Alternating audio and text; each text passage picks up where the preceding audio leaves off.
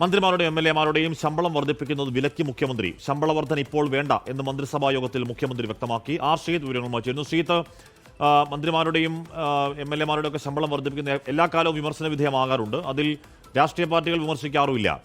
ഇപ്പം ശമ്പളം കൂട്ടിയാൽ അതൊരു ഇലക്ഷൻ അടുത്തിരിക്കുമ്പോൾ നല്ലതാവില്ല എന്ന തിരിച്ചറിവിലാണോ മുഖ്യമന്ത്രിയുടെ വിലക്ക്? ശ്രീത്, ഹാഷ്മി, എംഎൽഎമാരുടെയും മന്ത്രിമാരുടെയും ശമ്പളം വർദ്ധിപ്പിക്കണമെങ്കിൽ നിയമസഭയിൽ ഒരു ബില്ല് അവതരിപ്പിച്ച് പാസ്സാക്കേണ്ടതുണ്ട്.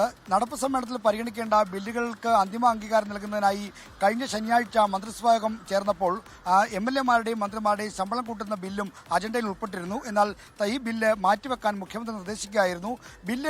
ഈ ശമ്പളം വർദ്ധിപ്പിക്കുന്ന ബില്ലിന്റെ കാര്യത്തിൽ ഭരണ പ്രതിപക്ഷ കക്ഷികൾക്ക് യോജിപ്പാണ്. തങ്ങൾ യോജിക്കുമെന്ന കാര്യം സ്പീക്കർ വഴി ഭരണപക്ഷത്തെ അറിയിക്കുകയും ചെയ്തിരുന്നു. എന്നാലും തദ്ദേശ തെരഞ്ഞെടുപ്പിന്റെയും നിയമസഭാ തെരഞ്ഞെടുപ്പിന്റെയും പശ്ചാത്തലത്തിൽ ഈ എംഎൽഎമാരുടെയും മന്ത്രിമാരുടെയും ശമ്പളം കൂട്ടുന്നത് പരിഗണിക്കേണ്ടതില്ല എന്ന് മുഖ്യമന്ത്രി നിലപാടെടുക്കുകയായിരുന്നു. അങ്ങനെയാണ് ഈ ബില്ല് നടപ്പ് സമ്മേളനത്തിൽ വേണ്ടതില്ല എന്ന ധാരണയിലേക്ക് എത്തിയത്.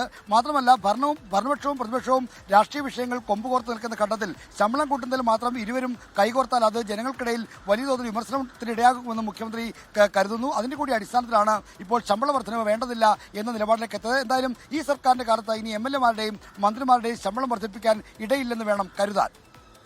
ലോകത്തെവിടെയായാലും ഏത് സമയത്തും 24 വാർത്തകളും ഓഗ്മെന്റഡ് റിയാലിറ്റി പാക്കേജുകളും എക്സ്പ്ലെയിനറുകളും വിശദമായി കാണാൻ ഞങ്ങളുടെ യൂട്യൂബ് ചാനൽ നിങ്ങൾക്ക് സബ്സ്ക്രൈബ് ചെയ്യാം.